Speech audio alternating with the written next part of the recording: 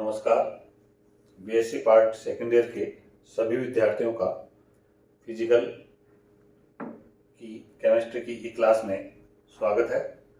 आज का टॉपिक है ओस्टवाल्ड का तनुता नियम, फोर्थ यूनिट का। ये ओस्टवाल्ड का तनुता नियम के देखें तो सबसे पहले ओस्टवाल्ड के अनुसार देखें हम तो ओस्टवाल्ड के द्वारा ये बताया गया कि किसी भी विद्युत अपघट्य के एक मोल का वह अंश जो आयनित अवस्था में हो उस विद्युत अपघट्य के वियोजन की मात्रा कहलाती है।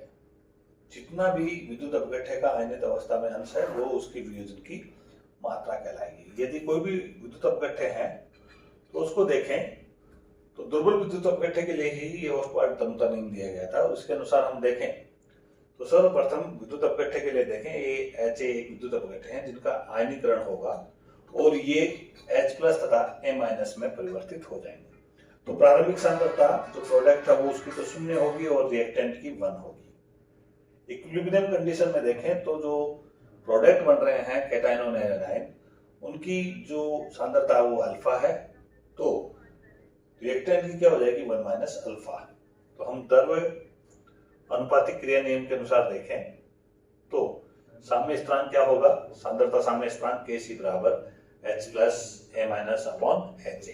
अर्थात यहाँ हम देखें विलयन का कुल आयतन यदि V लीटर है तो HA की जो सक्रिय द्रव्यमान है उसका वैल्यू हो जाएगी 1 minus alpha upon V। Cation H plus की वैल्यू हो जाएगी अल्फा अपॉन V और एनायन A माइनस की वैल्यू हो जाएगी अल्फा अपॉन V। ये सारी वैल्यू हमने इक्वेशन फर्स्ट में रखी और हल किया तो हमें समीकरण 2 प्राप्त होता है, alpha square upon 1 minus alpha V। V बराबर क्या होता है 1 अपॉन C, तो V बराबर 1 अपॉन C रखा तो 1 अपॉन C ऊपर चला गया। तो ये सांद्रता के फॉर्म में और ये आयतन के फॉर्म में, दोनों फॉर्म में ये इक्वेशन 2 द्वारा हम इक्विलिब्रियम कांस्टेंट का कैलकुलेशन कर सकते हैं। दुर्बल विद्युत अपघट्य के लिए देखें तो जो अल्फा की वैल्यू है वो बहुत ही कम होती है, इसलिए 1 माइनस अल्फा बराबर क्या हो जाएगा 1। ऐसी स्थिति में इक्वेशन 2 क्या हो जाएगा Kc बराबर अल्फा स्क्वायर C, या C बराबर देखें हम या अल्फा बराबर देखें या Kc बराबर देखें तो तीनों की वैल्यू हम समीकरण 3 से ज्ञात कर सकते हैं। अल्फा देखें हम क्योंकि वियोजन की मात्रा अल्फा ही है और इसका कैलकुलेशन करना है हमें, तो अल्फा बराबर under root Kc upon C, या C की जगह हम क्या रख सकते हैं 1 अपॉन V। हम 1 अपॉन V रखेंगे तो V ऊपर under root Kc V।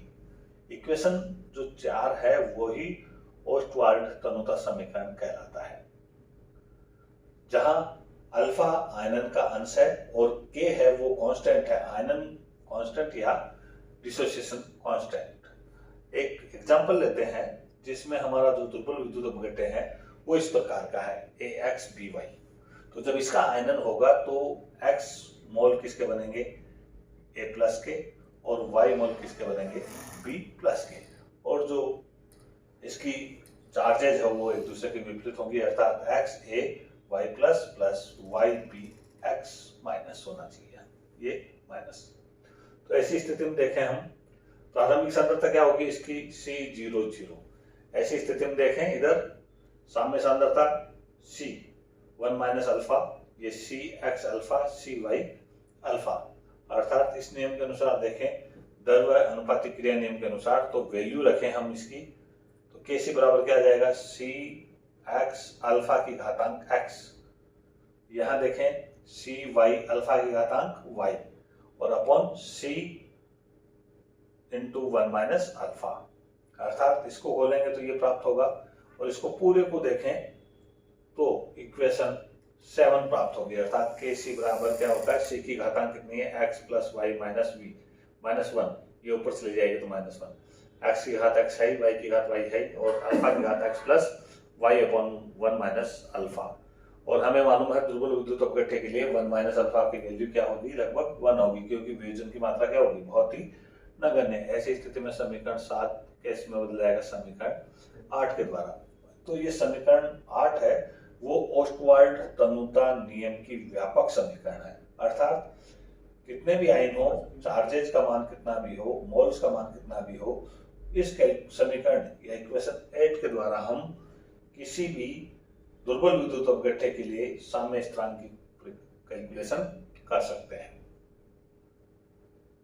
Usage of Ostwald dilution law, इसके यूज क्या है? सबसे पहला यूज तो यह है कि इसके द्वारा वियोजन स्थिरांक की परिकलन कर लिया जाता है।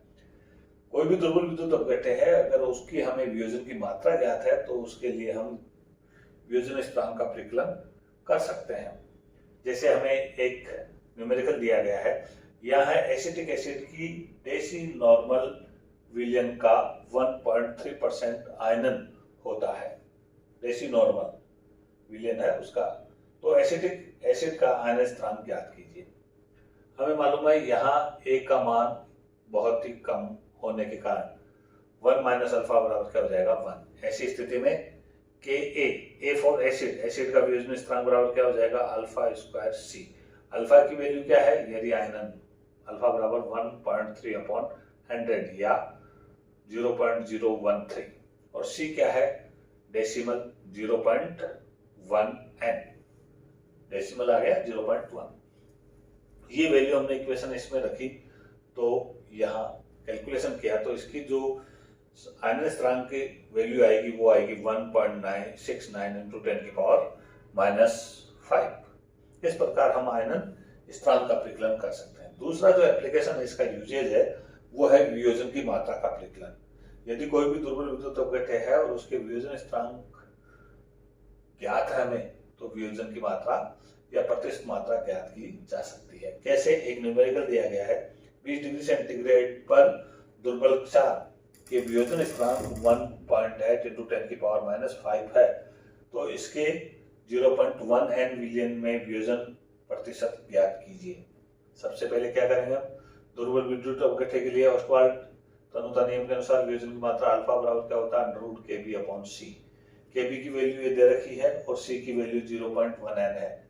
ये वैल्यू रखी और कैलकुलेशन की, तो अल्फा का मान प्राप्त हुआ हमें अल्फा बराबर 1.34 इंटू 10 की पावर -2। ये क्या है? वियोजन की मात्रा है। अब वियोजन प्रतिशत पूछ रहा है तो हम इसको मल्टीप्लाई कर देंगे 100 से, तो ऐसी स्थिति में वियोजन प्रतिशत क्या हो जाएगा? 1.34%। ये आंसर आएगा। थर्ड एप्लीकेशन है, इसका यूजेज है, वो है calculation of ionic product of water. जल का आयनिक गुणनफल ज्ञात करते हैं। सामान्यतः वाटर का आयनिक गुणनफल किससे दर्शाते हैं हम? Kw, जिसकी वैल्यू होती है इक्वल टू H+OH-, जहां Kw क्या है? आयनिक प्रोडक्ट ऑफ वाटर, जो कि 25 डिग्री सेंटीग्रेड में जिसकी वैल्यू कांस्टेंट होती है 1 इंटू 10 की पावर -14। यदि ये दोनों H+ और OH- इक्वल है, तो ऐसी स्थिति में इस इक्वेशन 2 से क्या हो जाएगा? 1 इंटू 10 की पावर -7। ये किसकी कंसंट्रेशन हो जाएगी? H+ और OH- की। जल का आयनिक गुणनफल Kw से उसके वियोजन स्थिरांक K की परिकल्पना कर सकते हैं। कैसे? जल का वियोजन स्थिरांक क्या होगा? K बराबर जल के आयनन से बने H+ और OH- का सक्रिय द्रव्यमान अपॉन H2O का सक्रिय द्रव्यमान। जल का घनत्व हमें मालूम है कितना होता है? 0.997 ग्राम cm³ इनवर्स क्यूब।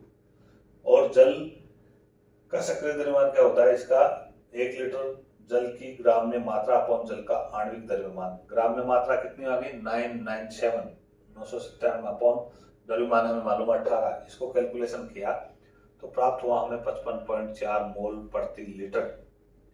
ये H2O की वैल्यू आ गई सक्रिय द्रव्यमान की। तो समीकरण 2, 3, 4 और 5 से अगर हम 4 में ये वैल्यू सारी रखते हैं तो वैल्यू के बराबर क्या आएगा?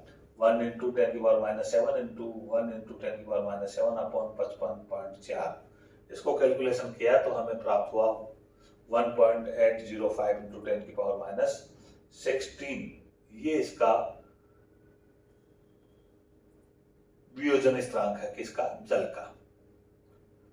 Limitation of Ostwald dilution law. Ostwald तनुता नियम की लिमिटेशन क्या है? सबसे पहले लिमिटेशन देखें तो ये केवल दुर्बल विद्युत अपघट्य पर ही प्रभावी है, प्रबल विद्युत अपघट्य पर नहीं। क्यों? सबसे पहला कारण यह है कि जो ओस्टवाल्ड तनुता नियम है वो आर्यनस सिद्धांत पर आधारित है। किस पे आधारित है? और आर्यनस सिद्धांत के अनुसार हम ये कहते हैं कि अनंत तनुता पर विद्युत अपघट्य पूर्णतः वियोजित हो जाता है। लेकिन प्रबल विद्युत गट्टे प्रत्येक सांद्रता ठोस अवस्था में भी विपूर्णतः वियोजित रहता है।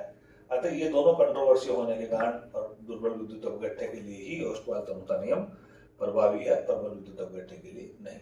सेकंड देखें तो ओस्टवाल जो तनुता नियम है उसका व्युत्पन्न हम सक्रिय द्रव्यमान के नियम द्वारा करते हैं, जिसमें अणु व आयनों की सांद्रता से साम्य स्थिरांक का निर्धारण होता है। आयनों पर आवेश की मात्रा अधिक हो तो वे साम्य को प्रभावित करते हैं। यदि आयनों पर आवेश ज्यादा हो तो ऐसी स्थिति में सक्रिय द्रव्यमान के नियम को ठीक से प्रभावी नहीं किया जा सकता। साथ ही आयनों का जलयोजन भी होता है। अतः ऐसी स्थिति में यदि सांद्रता के स्थान पर हम सक्रियता को यूज करें तो डाइल्यूशन जो तनुता नियम है वो सही तरीके से प्रभावी होता है। और हम जानते हैं सक्रियता बराबर क्या होता है, सक्रियता बराबर सांद्रता इनटू सक्रियता गुणांक, अर्थात ए किसको दर्शा रहा है, सक्रियता को, सी किसको दर्शा रहा है, सांद्रता को, एफ स्मॉल एफ किसको दर्शा रहा है, सक्रियता गुणांक को। अतः ओस्टवाल तनुता नियम में यदि हम सांद्रता के स्थान पे उस इक्वेशन में कांस्टेंट जो आयनिक कांस्टेंट कैलकुलेट कर रहे हैं उस इक्वेशन में यदि हम सांद्रता के स्थान पे सक्रियता का यूज करें तो हमें दुर्बल और प्रबल विद्युत अपघट्य के लिए परिणाम अधिक सही प्राप्त होते हैं। आज की क्लास में इतना ही। धन्यवाद। We meet tomorrow. Thank you.